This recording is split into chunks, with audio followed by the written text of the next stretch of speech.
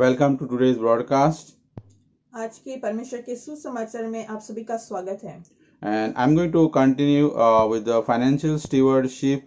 और आज मैं वित्तीय भंडारीकरण के पर आपसे फिर से बात करने जा रहा हूँ। This is the second part of prosperity is not selfish. ये दूसरा भाग है कि समृद्धि स्वार्थी नहीं है। And today we will see the examples from the Old Testament. और हम आज पुराने नियम से बहुत सारे उदाहरणों को देखने जा रहे हैं। What does the Bible say about the Joseph in the Old Testament? पवित्र शास्त्र यूसुफ के बारे में क्या कहता है? So Joseph was he was sold as a slave. और जो यूसुफ था उसे एक दास के जैसा बेच दिया गया था। He was young. और वो एक युवक था। He was stripped naked. और उसके शरीर पर बिल्कुल भी कपड़े नहीं थे। And the buyers had come to see him. और जो उसे खरीदने वाले थे वो उसे देखने आए थे। So to see his physical condition. उसके शरीर की स्थिति को वो देखने आए थे। So Joseph was standing naked for auction. और वहां पे यूसुफ खड़ा हुआ था बेचने के लिए। Genesis chapter 39 verse 1 and 2 it says. परमेश्वर का वचन उत्पत्ति अध्याय 39 वचन 1 और 2 हमसे कहते हैं। And Joseph was brought down to Egypt, and Potiphar, an officer of Pharaoh, captain of the guard, an Egyptian, brought him off the hands of the Ishmaelites, which had brought him down thither. And the verse 2, and the Lord was with Joseph, and he was a prosperous man, and he was in the house of his master the Egyptian. जब यूसुफ मिस्र में पहुंचाया गया तब पोतीफर नामक एक मिस्री ने जो फिरौन का हाकिम और अंगरक्षकों का प्रधान था उसको इश्माइलियों के हाथ से जो उसे वहां से ले गए थे मोल लिया। वचन दूसरा हमसे कहता है यूसुफ अपने मिस्री स्वामी के घर में रहता था और यहोवा उसके संग था इसलिए वह भाग्यवान पुरुष हो गया। Amen. आमीन। So he was a prosperous man. और वो भाग्यवान पुरुष था। So prosperity is not measured by how much assets you have. तो समृद्धि इस तरह से नहीं नापी जाती कि आपके पास कितनी सारी वस्तुएं हैं। Joseph was a naked slave. और यूसुफ जो था उसके शरीर पर कपड़े भी नहीं थे और वो एक दास था। But God was still with him. पर यहोवा उसके संग था। The God's blessing on Joseph's life. और परमेश्वर का आशीष यूसुफ के जीवन के ऊपर था। So he was prosperous in everything he did. और वो हर एक कार्य में समृद्ध था और उसे भाग्यवान पुरुष कहा गया है। And Potiphar purchased Joseph as a slave. और पोतीफर ने यूसुफ को एक दास के जैसा खरीदा था। Now Potiphar realized the anointing on the Joseph life. और अब जो पोतीफर था उसे इस बात का एहसास हुआ कि यूसुफ के ऊपर परमेश्वर का अभिषेक है। And put him as a in charge on his entire estate. और उसने उसके सारे जितनी भी जायदाद थी उसको रखवाला बना दिया। And even when Joseph was in prison, जब यूसुफ जेल में था, this is due to the Potiphar's wife. ये पोतीफर की पत्नी के कारण हुआ था। And God was still with Joseph. और यहोवा तब भी यूसुफ के संग था। Even in prison. जेल में भी। And Joseph was running entire prison. और जो यूसुफ था वो पूरे जेल का कारोबार चला रहा था। All prison operations. जितना भी काम जेल में होता था उन सब की देख रेख यूसुफ करने लगा। If you read in Genesis chapter 39 verse 7 to 23. अगर आप उत्पत्ति की पुस्तक में अध्याय 39 में वचन 7 से लेकर 23 वचन तक देखेंगे। Joseph interpreted dreams of two Pharaoh's servants. और यूसुफ ने फारो के जो दो सेवक थे उनके सपने को उसका वर्णन करके दिया। Who was with Joseph in the prison. वो जो सेवक थे वो यूसुफ के साथ जेल में थे। And one servant was released.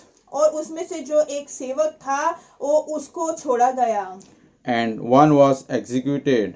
और जो दूसरा था उसे मौत की सजा मिली। You can read is Genesis chapter 40. और आप इसे उत्पत्ति की पुस्तक अध्याय 40 में पढ़ सकते हैं। And 2 years later, और 2 साल के बाद when Pharaoh had dreamed, जब फिरौन को एक सपना आया, servant who was released from the jail informed Pharaoh about Joseph. और जो सेवक जेल से छोड़ा गया था उसने फारो को यूसुफ के बारे में बताया। Praise the Lord. Hallelujah. So Joseph was brought before the Pharaoh. और यूसुफ को फारो के सामने लेकर जाया गया। So Pharaoh asked Joseph, और फारो ने यूसुफ से पूछा, I have heard that you interpret dreams. मैंने सुना है कि तुम सपनों का वर्णन करके बताते हो। And Genesis chapter 41 verse 6 we say Joseph is saying, not I, but God will interpret dream for you. और अध्याय 41 वचन 6 में यूसुफ कहता है कि मैं नहीं पर यहोवा इन सपनों का वर्णन करके बताता है। Amen. आमीन। So this records that Joseph put God first. और इससे हमें पता चलता है कि यूसुफ ने हमेशा यहोवा को सबसे आगे रखा। So he was in different situation. वो बहुत सारी परिस्थितियों से होकर गुजरा, But he put the God first. पर उसने हमेशा यहोवा को सबसे आगे रखा। And Joseph interpreted the Pharaoh's dream correctly. और यूसुफ ने फारो के स्वप्न का एकदम अच्छे से सही वर्णन किया। So Joseph was promoted. तो यूसुफ को आगे बढ़ाया गया, फारो ने आगे किया और अपने राज्य में अधिकार दिया। So he was promoted as a second in command over all Egypt. हाँ, तो उसे बढ़ोतरी मिली और इजिप्ट राज्य में वो दूसरे स्थान पर बैठाया गया। So Joseph saved from Egypt from famine and he made Pharaoh richer. और यूसुफ ने पूरे इजिप्ट के राष्ट्र को अकाल से बचाया और उसने फारो राजा को भी समृद्ध बनवाया। So you can read this in Genesis chapter 41. आप इसे उत्पत्ति के अध्याय 41 में पढ़ सकते हैं। So Joseph prospered every life that came into contact with him. जितने भी लोग यूसुफ के संपर्क में आए वो सब समृद्ध बने। The reason God was with Joseph. और इसका एक ही कारण था कि यहोवा यूसुफ के संग था। So he was a super blessing. और वो अद्भुत रूप से आशीषित था। Joseph helped other people. Yusuf ने दूसरे लोगों की मदद करी। So he became rich. और वो समृद्ध बनता गया। But it was never about him. और वो कभी भी स्वार्थी ना रहा। Joseph was first blessing to the other people around him. Yusuf सबसे पहले उन लोगों के लिए आशीष बना जो उसके इर्द गिर्द थे।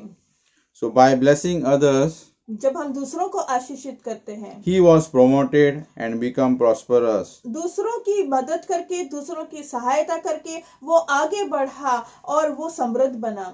So Joseph was rich and powerful. और जो यूसुफ था वो धनी था और वो सामर्थ्य से भरा हुआ था। He did not use it for himself. पर उसने उस धन को और सामर्थ्य को सिर्फ अपने लिए ही इस्तेमाल नहीं किया। He used his position to save his brothers and his family. परमेश्वर ने उसे जिस स्थान पे बैठाया उस स्थान से उसने अपने पूरे दोनों सभी भाइयों की और उनके परिवारों की सहायता करी। It was the same family who sold him as a slave. ये वही परिवार था जिसने यूसुफ के साथ बुरा व्यवहार किया और उसे एक दास के जैसे बेच दिया था। Joseph was a giver and he put always God first. Yusuf जो था वो देने वाला था और उसने हमेशा यहोवा को सबसे आगे रखा।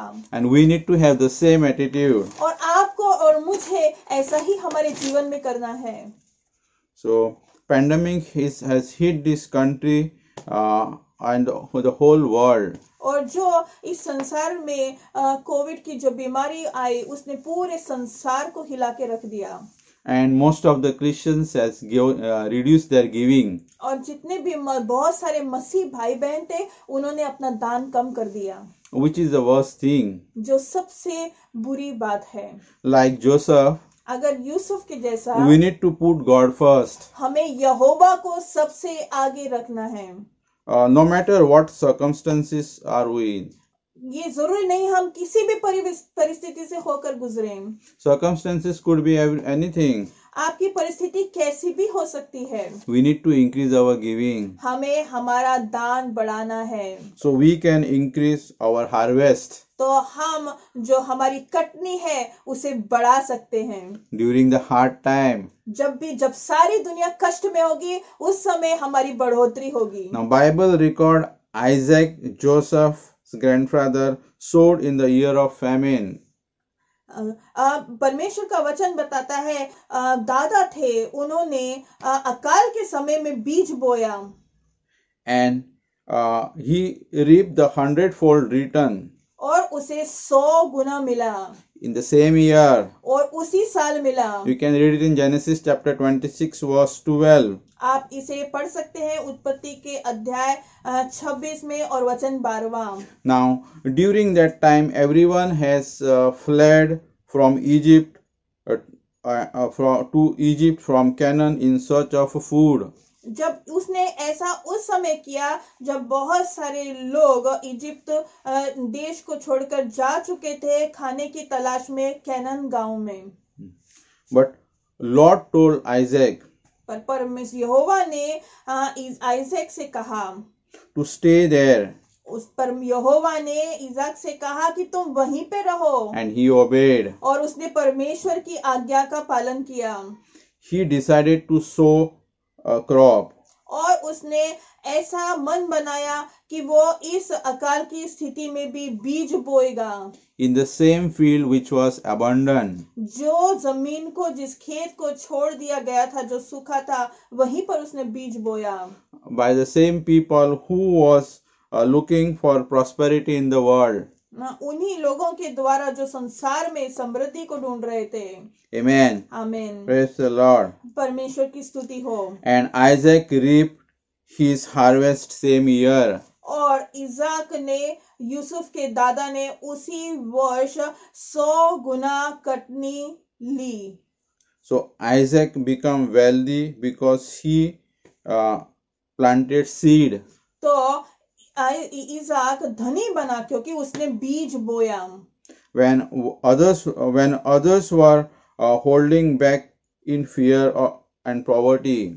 जब दूसरे लोगों ने अपना हाथ पीछे ले लिया था और वो गरीबी महसूस कर रहे थे।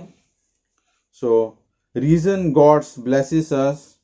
तो परमेश्वर हमें आशीष देता है उसका ये कारण है। So we could be a blessing. ताकि हम दूसरों के जीवन में आशीष का कारण बन सके। Now during the hard time. जब कठिन परिस्थिति होती है। Could be a pandemic. ये हो सकता है कि एक महामारी हो। Yeah, could be a recession. और हो सकता है कि बहुत सारे लोगों का काम कम हो गया हो। Now reduce your personal expenditure. जब हम हमारे जो खुद के ऊपर खर्चा करते हैं हम उसे कम करते हैं। But never reduce.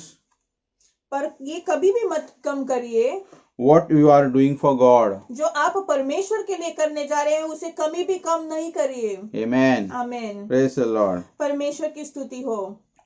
If God can get money through you. अगर परमेश्वर आपसे धन को बाहर ले सकता है। He will get it to you. तो वो ही धन वो आपके पास लेकर आएगा। Now prosperity is having abundant supply. समृद्धि का मतलब है कि आपके पास परमेश्वर ने भरपूर दिया है। That you are able to abound in every good work. ताकि आप एक हर अच्छा और भला कार्य कर सके। It means blessing to flow your way. इसका मतलब है कि आपके रास्ते में परमेश्वर का आशीष बहता चला जाएगा। When you are living to give. जब आप दान देने का मन में सोचकर जीना शुरू करेंगे। Let's read from the 2 Corinthians chapter 9 verse 10. तो हम कुरिन्थियन का दूसरा भाग 10 और 9 में देखेंगे। Now he that ministereth seed to the sower both minister bread for your food, and multiply your seed sown, and increase the fruits of your righteousness.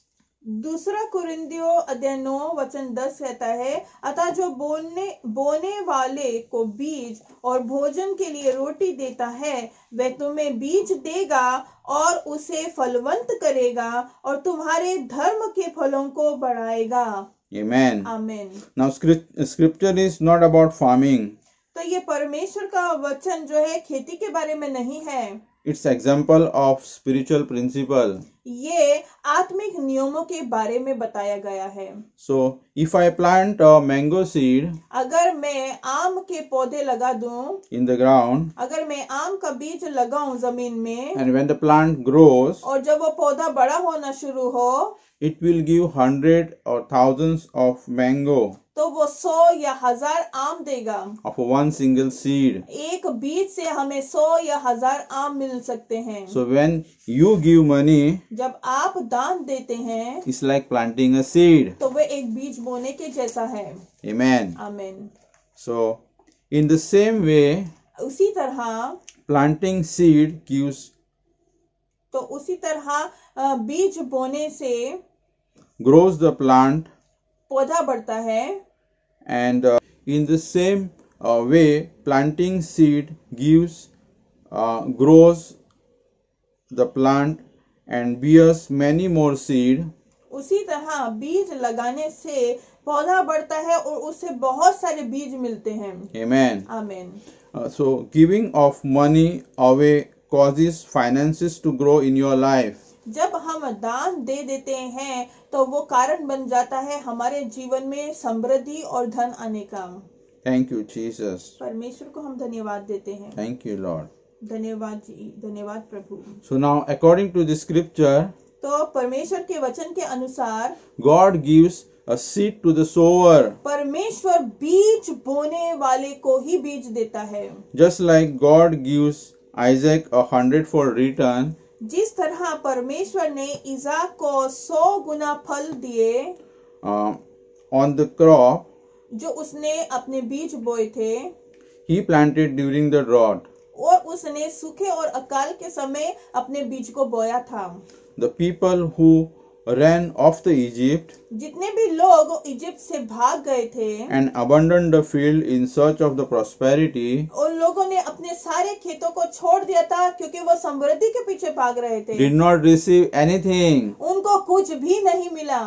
So God gave return to Isaac. परंतु यहोवा ने Isaac को बदले में दिया Because he sowed seed. क्योंकि उसने बीज को बोया था. Amen. Amen. Glory to God. परमेश्वर की महिमा हो. So when you give money, जब आप धन देते हैं, it's like planting the seed. वो एक बीज बोने के जैसा है. So God gives money to the people if they are givers. परमेश्वर उन लोगों को धन देता है एक बीज की तरह जो दान देने वाले होते हैं. Praise the Lord. परमेश्वर की स्तुति हो. So we read from 2 Chronicles chapter 16 verse 9. परमेश्वर का वचन हमें यहाँ पे बताता है. दूसरा क्रॉनिकल अध्याय 16 वचन 9 में हम यहाँ पे परमेश्वर के वचन को देखेंगे. For the eyes of the Lord runs to and fro throughout the whole earth to show himself strong in the behalf of them whose heart is perfected toward him. Amen. आमेन. परमेश्वर का वचन हमें यहाँ पे बोलता है दूसरा इतिहास अध्याय 6 और 9 में, देख यहोवा की दृष्टि सारी पृथ्वी पर इसलिए फिरती रहती है कि जिनका मन उसकी ओर निष्कपट रहता है उनकी सहायता में वे अपनी सामर्थ्य दिखाए. तूने ये काम मूर्खता से किया है, इसलिए अब से तू लड़ाइयों में फंसा रहेगा. Amen. Amen. The word perfect means the whole, complete, at peace. परमेश्वर का वचन यहाँ पे संपूर्ण का मतलब बताता है कि पूरा शांति से भरा हुआ. Amen. Amen. It's talking about a mature heart having right attitudes toward God. ये उस हृदय के बारे में बात करता है जिसका हृदय पूरी तरह यहोवा पर टिका हुआ है।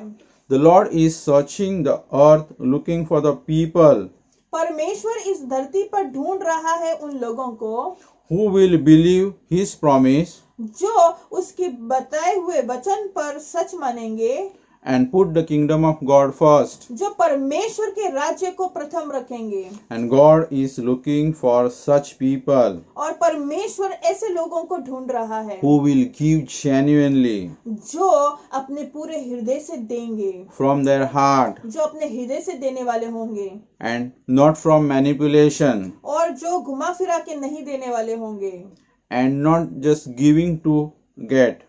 और वो ऐसे लोगों को नहीं ढूंढ रहा है कि वो सिर्फ इसलिए देंगे ताकि उन्हें मिले।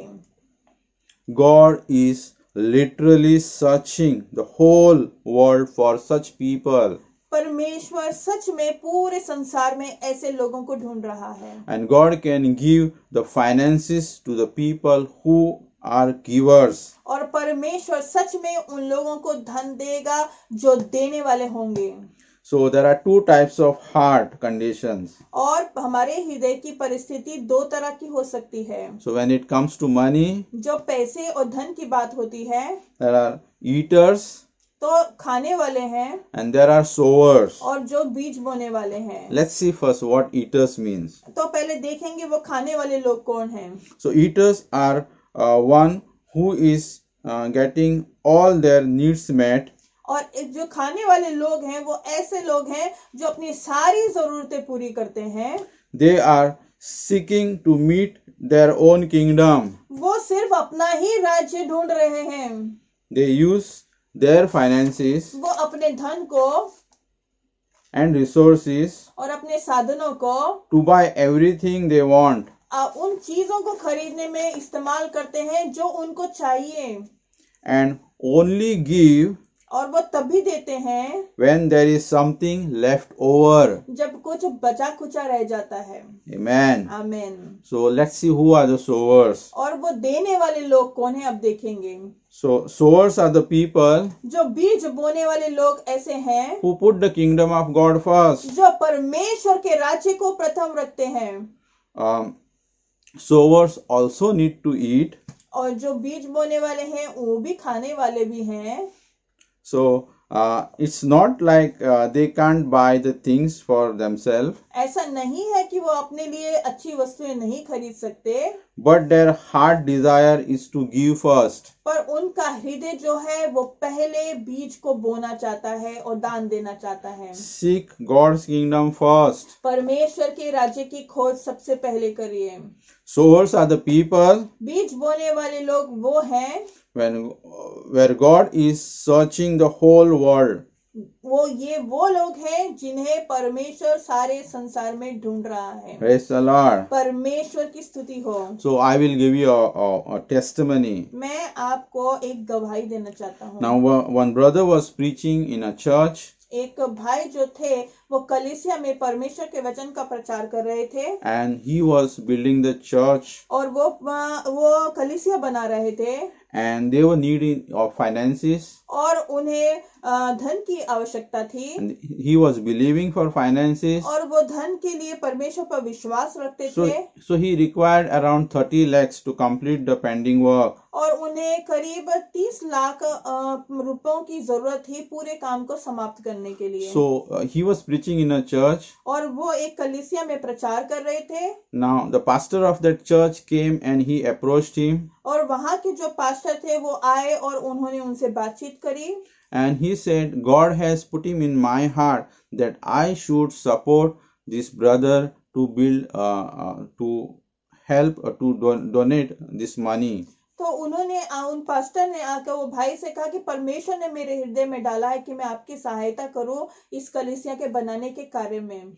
So the pastor read this passage from 2 Corinthians 9:10 to the whole church. और उस पास्टर ने दूसरा कुरिन्थियों अध्याय 9 और वचन 10 को पूरी कलीसिया के लोगों को पढ़कर सुनाया। Now it says ministering. God says ministering seed to the sower. तो परमेश्वर का वचन दूसरा कोरिन्थियों अध्याय 9 और वचन 10 में ऐसा कहता है, अतः जो बोने वाले को बीज और भोजन के लिए रोटी देता है, वे तुम्हें बीज देगा और उसे फलवंत करेगा और तुम्हारे धर्म के फलों को बढ़ाएगा।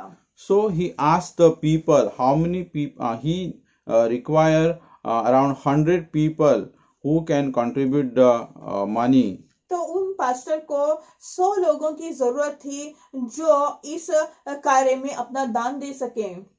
And everyone has to contribute 30,000 और उसमें से हर एक को 30,000 बोने थे as an offering. उन्हें 30,000 दान में देने थे। So the 100 people came forward and they stood in the those who wants to give. और 100 लोग आगे बढ़कर आए और वो एक कतार में खड़े हो गए जिन लोगों ने अपना दान देना था। Now and then pastor prayed a prayer for them. और उन पास्टर ने उन सब दान देने वालों के लिए प्रार्थना करी। But at that moment they were not having the money, that much money with them. और पर उन लोगों के पास में उस समय उतना धन नहीं था देने के लिए। They believed for the finances. वो सभी लोगों ने परमेश्वर पर विश्वास किया उस दान को देने के लिए। Now those 100 people, those who stood to, who believe, who wants to donate that 30,000 for this donation, they believed.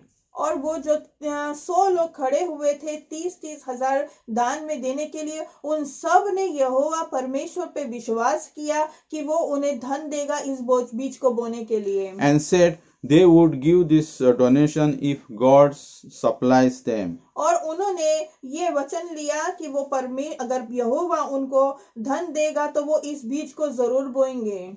So after pastor prayed, जब उन पास्टर ने प्रार्थना करी, and a few days after, और उसके थोड़े दिन के बाद में, so many people came with the amazing testimonies. और बहुत सारे लोग फिर से लौट कर आए अद्भुत गवाहियों के God साथ में। supernaturally provided the money. परमेश्वर यहोवा ने उन्हें अद्भुत रूप से धन की प्राप्ति करी। Not only 30,000, but they had much more than that. उन लोगों को सिर्फ 30,000 ही नहीं मिले पर उससे बढ़ चढ़ कर धन मिला। Okay, so after they gave 30,000 in offering, जब उन लोगों ने 30,000 दान में दिए, they had plenty more left over, उनके पास फिर भी बहुत सारा धन बचा हुआ था। and it was awesome. और ये बहुत अद्भुत था। So God doesn't just give you enough money to bless others. तो परमेश्वर यहोवा आपको सिर्फ इतना ही धन नहीं देगा जिससे कि आप दूसरे लोगों को आशीषित कर सकें। So God blesses you with extra money. तो परमेश्वर आपको उससे अधिक बढ़ाकर धन देगा। And one more testimony in that. और उसमें और एक गवाही ऐसी है। One brother gave money from his saving. एक भाई ने अपने जोड़े हुए धन में से उस दान को दिया। And when he went for a job on the next day, जब वो दूसरे दिन काम पर गया, he was promoted. उसका प्रमोशन हो चुका था। His salary was double. उसकी बढ़ोतरी हो चुकी थी और उसका जो सैलरी था वो दुगना हो चुका था। So God multiply his income for every month of the year. तो परमेश्वर ने उस साल उस वर्ष के प्रत्येक महीने में उसकी जो मंथली उसके महीने की जो सैलरी थी पगार थी उसको बढ़ाता चला गया। So the other peoples realized this. और दूसरे लोगों को इस बात का एहसास हुआ। So givers were not only not losing money. तो जो देने वाला है वो सिर्फ अपना धन ही नहीं खो देता, but they were increasing. वो सब बढ़ते जाते चले गए। Thank you, Jesus. परमेश्वर की स्तुति हो। So they were actually making money. वो सच में धन बना रहे थे। Now this is very interesting. और ये बहुत ही अद्भुत है। So all of a sudden other people, so they also wanted to give. तो ऐसा हुआ कि एकदम से बहुत सारे दूसरे लोग भी आ गए अपने दान को देने के लिए। So after listening to their testimonies, they have come forward to give their donation. तो इन भाइयों की गवाहियों को सुनने के बाद में दूसरे लोग भी आए अपने दान को देने के लिए। So I believe their heart was not right. तो मुझे ऐसा लगता है कि उनका हृदय में सही नहीं था। So they were not trying to put God first. तो वो परमेश्वर को पहला स्थान नहीं देने वाले लोग थे, but they were trying to earn extra income for themselves. तो उनके मन का लक्ष्य ऐसा था कि वो और पैसा बनाना चाहते थे, And they were selfish. और वो स्वार्थी लोग थे। So in the 1 Corinthians chapter 13:3, it says about giving profits you nothing if it is not motivated by love.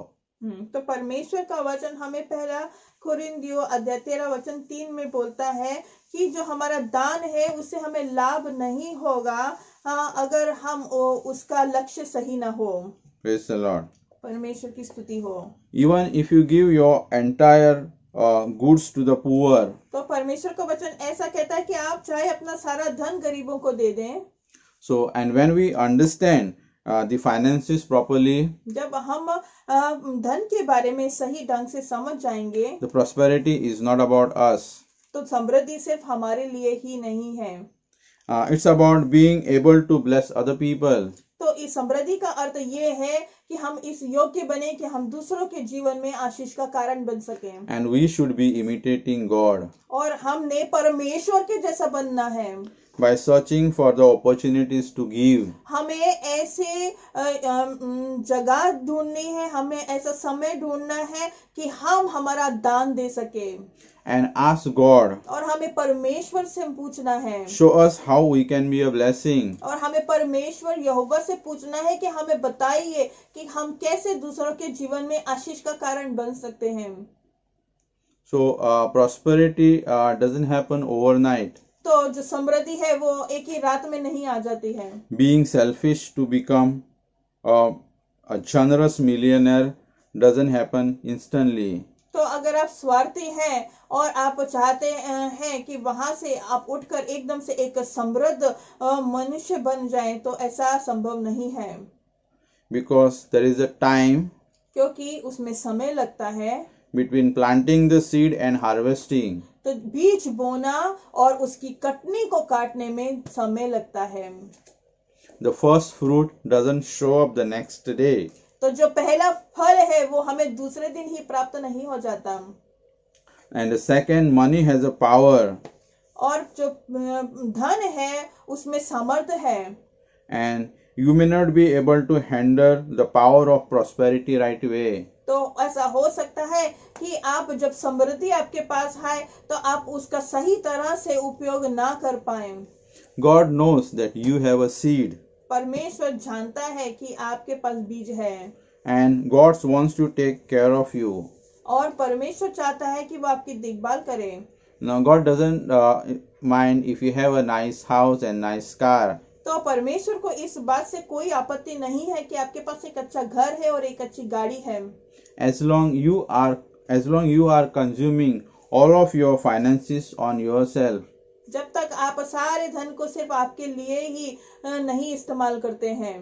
So when you have attitude of giver, जब आप एक दान देने वाले व्यक्ति बन जाते हैं, God will increase your finances. तो परमेश्वर आपके धन को बढ़ाता चला जाता है। Praise the Lord. परमेश्वर की महिमा हो। Thank you, Jesus. यीशु हम आपकी स्तुति करते हैं। If God can get money through you, अगर परमेश्वर आपसे धन को ले सकता है, so He will get it money to you. तो परमेश्वर आपके पास धन को लेकर भी आ सकता है। And it won't be as long as you have plenty left over for yourself. और आपके पास बहुत सारा बच जाएगा आपके खुद के लिए। Praise the Lord. परमेश्वर की महिमा हो। Thank you, Jesus. धन्यवाद यीशु। I'm sure you have been blessed by this teaching and live to give and what God tells you to do. Put the kingdom of God first. Amen. और मैं विश्वास करता हूँ कि आप इस वचन से बहुत आशीषित हुए हैं और मैं चाहता हूँ कि आप अपना जीवन ऐसे जिए कि आप देने वाले बने। So listen to this teaching completely. और आप इस वचन को पूरा सुने learn from this, और इस वचन से आप सीखें make notes. और आप अपने नोट्स बनाएं। You can use this to teach it in your congregation, your cell groups. और आप इस वचन को इस टीचिंग को अपने सेल ग्रुप्स में भी इस्तेमाल कर सकते हैं परमेश्वर के वचन को सिखाने के लिए। So be a giver. और दान देने वाले बने। Put your heart first for the God's kingdom. परमेश्वर के राज्य को सबसे आगे रखें अपने हृदय में। Thank you, Jesus. धन्यवाद यीशु। So you can go to our YouTube channel and you can subscribe and you can share it to others. आप हमारे YouTube चैनल पे जा सकते हैं और हमारे चैनल को सब्सक्राइब कर सकते हैं और दूसरे लोगों के साथ में इसे शेयर कर सकते हैं। Share the good news of Lord Jesus Christ. यीशु प्रभु यीशु मसीह के सुसमाचार को दूसरे लोगों के साथ में बांटिए। So the next time I will come with the next teaching. और मैं दूसरी बार फिर से आऊंगा एक नए वचन के साथ में। So be a blessing to the God's kingdom. परमेश्वर के राज्य में एक आशीष का कारण बनिए। Until we meet again. जब तक हम दूसरी बार फिर से मिलेंगे, Remember, याद रखिए, Jesus is the Lord. यीशु मसीह ही प्रभु है। Shalom. शालोम।